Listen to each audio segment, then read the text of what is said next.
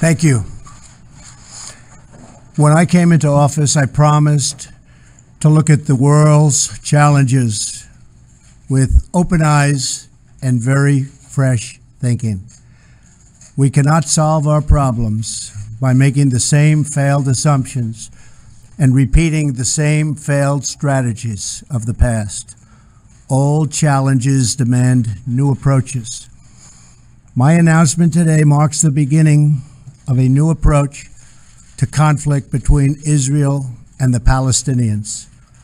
In 1995, Congress adopted the Jerusalem Embassy Act, urging the federal government to relocate the American embassy to Jerusalem and to recognize that that city, and so importantly, is Israel's capital.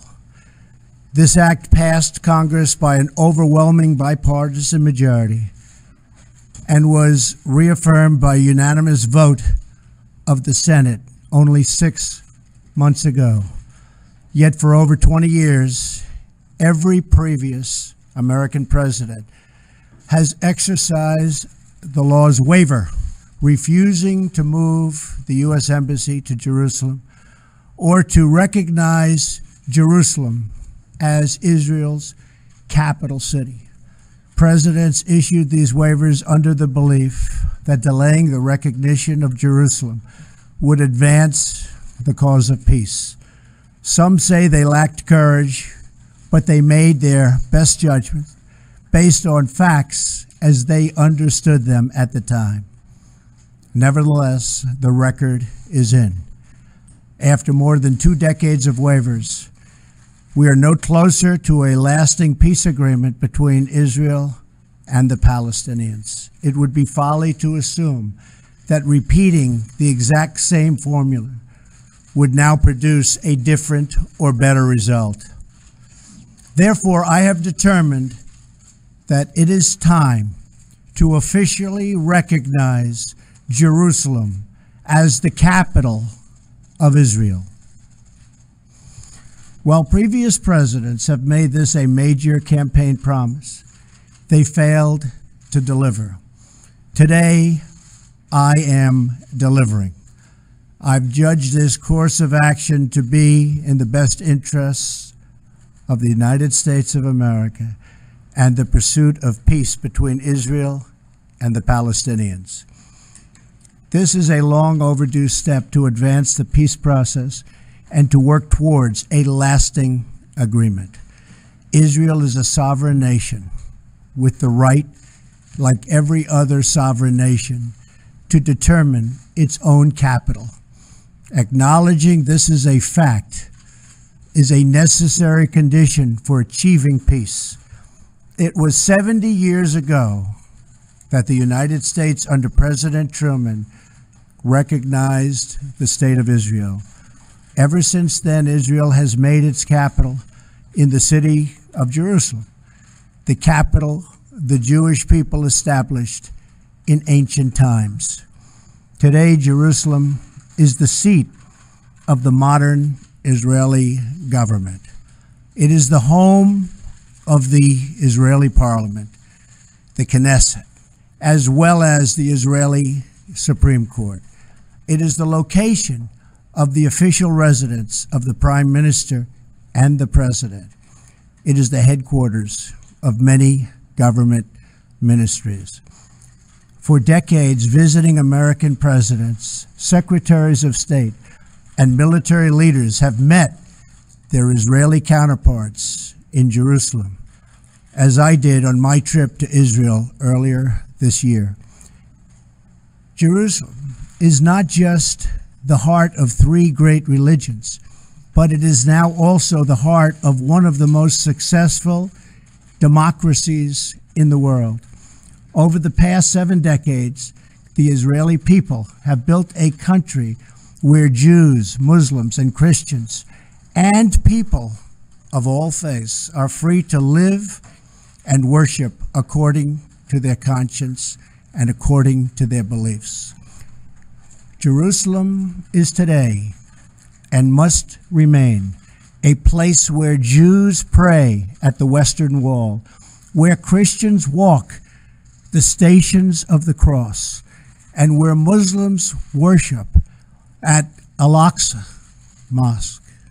However, through all of these years, presidents representing the United States have declined to officially recognize Jerusalem as Israel's capital.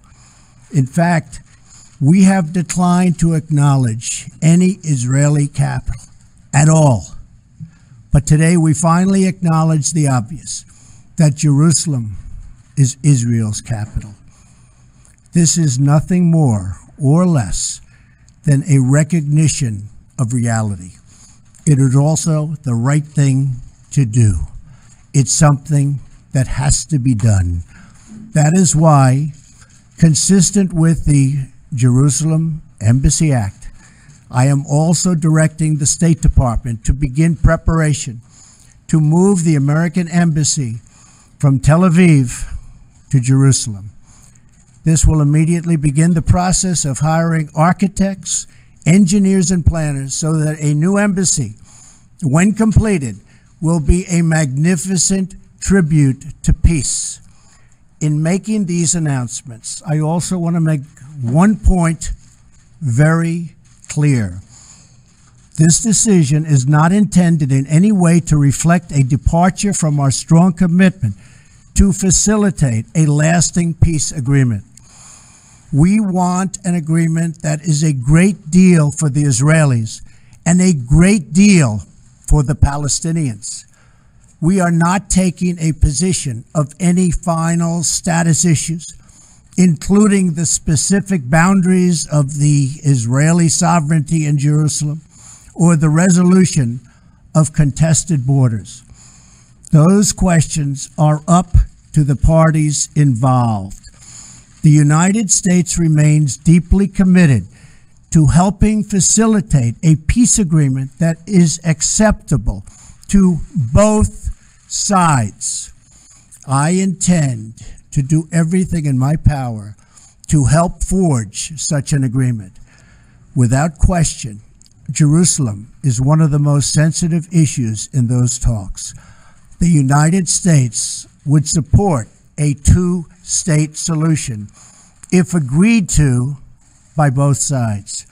In the meantime, I call on all parties to maintain the status quo at Jerusalem's holy sites, including the Temple Mount, also known as Haram al-Sharif.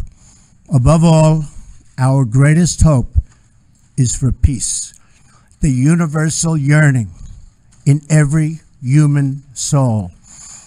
With today's action, I reaffirm my administration's long-standing commitment to a future of peace and security for the region.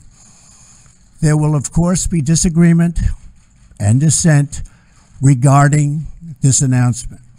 But we are confident that ultimately, as we work through these disagreements, we will arrive at a peace and a place far greater in understanding and cooperation.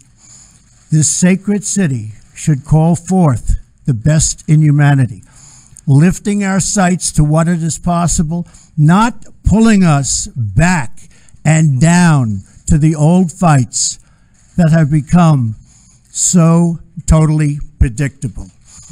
Peace is never beyond the grasp of those willing to reach it. So today we call for calm, for moderation, and for the voices of tolerance to prevail over the purveyors of hate. Our children should inherit our love, not our conflicts. I repeat the message I delivered at the historic and extraordinary summit in Saudi Arabia earlier this year. The Middle East is a region rich with culture, spirit, and history. Its people are brilliant, proud, and diverse, vibrant, and strong. But the incredible future awaiting this region is held at bay by bloodshed, ignorance, and terror. Vice President Pence will travel to the region in the coming days to reaffirm our commitment to work with partners throughout the Middle East to defeat radicalism that threatens the hopes and dreams of future generations. It is time for the many who desire peace to expel the extremists from their midst. It is time for all civilized nations and people to respond to disagreement with reasoned debate, not violence. And it is time for young and moderate voices all across the Middle East to claim for themselves a bright and beautiful future. So today, let us rededicate ourselves to a path of mutual understanding and respect. Let us rethink old assumptions and open our hearts and minds to possible and possibilities. And finally, I ask the leaders of the region, political and religious, Israeli and Palestinian, Jewish and Christian and Muslim, to join us in the noble quest for lasting peace. Thank you. God bless you. God bless Israel. God bless the Palestinians, and God bless the United States. Thank you very much. Thank you.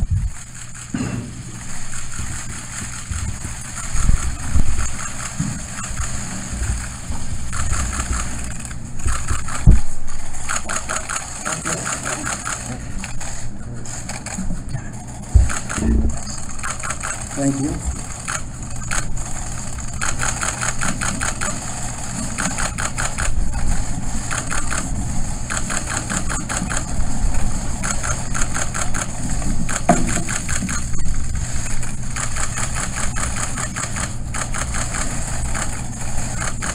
Thank you very much. Thank you.